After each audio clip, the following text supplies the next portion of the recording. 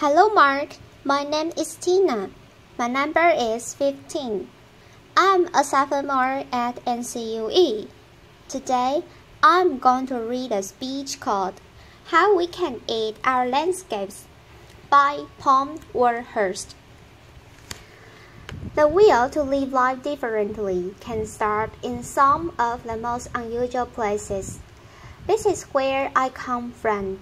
Todmorden is a market town in the North England. 15,000 people between this and Manchester.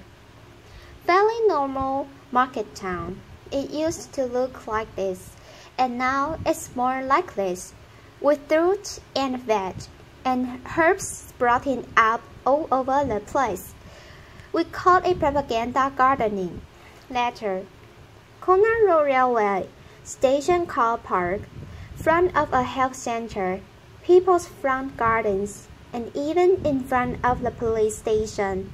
Later, we've got edible canal tough paths, and we have got sprouting cemeteries. The soil is extremely good. Later, we've even invented a new form of tourism. It's called vegetable tourism, and believe it or not, people come from all over the world to poke around in our rice beds, even where there's not much growing. Later, but it starts a conversation. Later, and we're not doing it because we are bored. Later, we are doing it because we want to start a revolution. We try to answer this simple question. Can you find a unified language that cuts across age and income and culture that will help people themselves find a new way of living? See spaces around them differently. Think about the resources they use differently, interact differently. Can we find that language, and then can we replicate those actions? And the answer would appear to be yes, and the language would appear to be food. So, 3.5 years ago, a few of us sat around a kitchen table and we just invented the whole thing. Later, applause. We came up with a really simple game plan that we put to a public meeting. We did not consult. We did not write a report. Enough of all that. Later, and we say to that public meeting in Todmorden, look, let's imagine that our town is focused around 3 plates. A community plate, the way we live our everyday lives.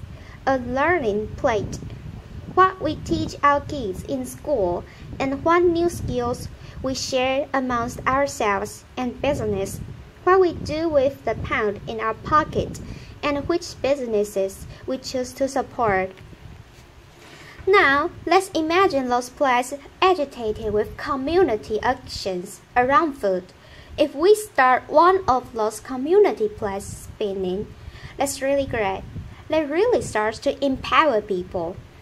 But if we can then spin that community plate with the learning plate, and then spin it with the business plate, we've got a real show layer. We've got some action theater. We are starting to build resilience ourselves. We are starting to reinvent community ourselves, and we've done it all without a flipping strategy document. Applause. And here's the thing as well. We've not asked anybody's permission to do this. We are just doing it. Later. And we are certainly not waiting for that chat to drop through the letterbox before we start. And most importantly of all, we are not daunted by the sophisticated arguments that say, these small actions are meaningless in advance of tomorrow's problems, because I have seen the power of small actions, and it is awesome. So back to the public meeting. Later, we put that proposition to the meeting. 2 seconds, and then the room exploded. I have never ever experienced anything like that in my life. And it's been the same in every single room, in every town that we've ever told our story. People are ready and respond to the story of food. They want positive actions they can engage in, and in their bones, they know it's time to take personal responsibility and invest in more kindness to each other and to the environment. And since we had that meeting 3.5 years ago, it's been a heck of a roller coaster. We started with a C-SWAP, really simple stuff, and then we took an area of land, a strip on the side of our main road, which was a dog toilet, basically, and we turned it into a really lovely herb garden. We took the corner of the car park in the station that you saw, and we made vegetable beds for everybody to share and pick from themselves. We went to the doctors. We've just had a £6 million health center built in Todmorden, and for some reason that I cannot comprehend, it has been surrounded by prickly plants later. So we went to the doctors, said, "Would you mind us taking them up?" They said, "Absolutely fine, provided you get planning permission, and you do it in Latin, and you do it in triplicate." So we did, later, and now there are fruit trees and bushes and herbs and vegetables around the doctor's surgery. And there's been lots of other examples, like the corn that was in front of the police station, and the old people's home that we planted it with food that they can pick and grow. But it isn't just about growing, because we all are a part of this jigsaw.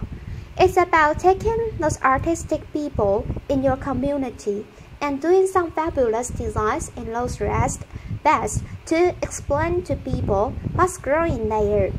Because there's so many people that don't really recognize a vegetable unless it's in a bit of plastic with a bit of an instruction packet on the top. Later, so we have some people who design these things. If it looks like this, please don't pick it. But if it looks like this, help yourself. This is about sharing and investing in kindness. And for those people that don't want to do either of those things, maybe they can cook. So we pick them seasonally, and then we go on the street, or in a pub, or in a church, or wherever people are living their lives. This is about us going to the people and saying, we are all part of the local food jigsaw. We are all part of a solution. And then, because we know we've got vegetable tourists and we love them to bits and they are absolutely fantastic, we thought, what could we do to give them an even better experience? So we invented, without asking, of course, the incredible edible green root. And this is a root of exhibition gardens and edible town baths and being friendly sites, and the story of pollinators.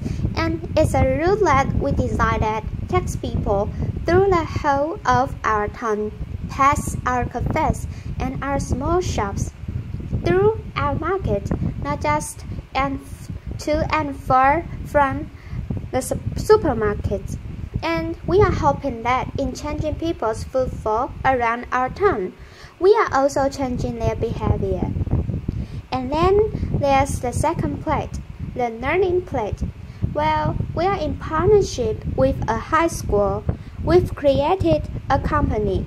We are designing and building an aquaponics unit in some land that was spare at the back of the high school, like you do, and now we are going to be growing fish and vegetables in an orchard with bees, and the kids are helping us build that, and the kids are on a board, And because the community was really keen on working with the high school is now teaching agriculture. And because it's teaching agriculture, we started to think, how could we then get those kids that never had a qualification before in their lives, but are really excited about growing? How can we give them some more experience? So we got some land that was donated by a local garden center. It was really quite muddy, but in a truly incredible way, totally voluntary led. We have turned that into a market garden training center, and that is polytonous and raised beds and all the things you need to get the soil under your fingers and to think maybe there's a job in it for me in the future. And because we were doing that, some local academics said, we could help design a commercial horticulture course for you. That's not one that we know of. So they are doing that, and we are going to launch it later this year, and it's all an experiment, and it's all voluntary. And then there's the third part, because if you walk through an edible landscape, and if you are learning new skills, and if you start to get interested in what's growing seasonally, you might just want to spend more of your own money in support of local producers, not just veg, but meat and cheese and beer and whatever else it might be. But then, we are just a community group, We are just all volunteers. What could we actually do? So we did some really simple things. We fundraised. We got some blackboards. We put incredible edible on the top. We gave it every market trader that was selling locally, and they scribbled on what they were selling in any 1 week. Really popular. People congregated around it. Sales were up. And then we had a chat with the farmers, and we said, we are really serious about this, but they didn't actually believe us. So we thought, okay, what should we do? I know, if we can create a campaign around one product and show lenders its local loyalty to that product, maybe they will change their mind and see we are serious. So we launched a campaign because it just amuses me, called Every Egg Matters letter, and what we did was we put people on our egg map. It's a stylized map of Throckmorton. Anybody that's selling their excess eggs at a garden gate perfectly legally to their neighbors. We've stuck on there. We started with 4, and we've now got 64 on. And the result of that was that people were then going into shops asking for a local Throckmorton egg. And the result of that was some farmers upped the amount of flocks. They got a free-range birds, and then they went on to meat birds. And although these are really small steps, that increasing local economic confidence is starting to play out in a number of ways. And we now have farmers doing cheese, and they've upped their flocks and rare breed pigs. They are doing pastas and pies and things that they would have never done before. We've got increasing market stores selling local food, and in a survey that local students did for us, 49% of all food traders in the town said that their bottom line had increased because of what we were actually doing. And we are just volunteers, and it's only an experiment. Later. Now, none of this is rocket science. It certainly is not clever, and it's not original, but it is joined up, and it is inclusive. This is not a movement for those people that are going to sort themselves out anyway. This is a movement for everyone. We have a motto: if you eat, you are in. Later, applause. across age, across income, across culture. It's been really quite a roller coaster experience. But going back to that first question that we asked, is it replicable?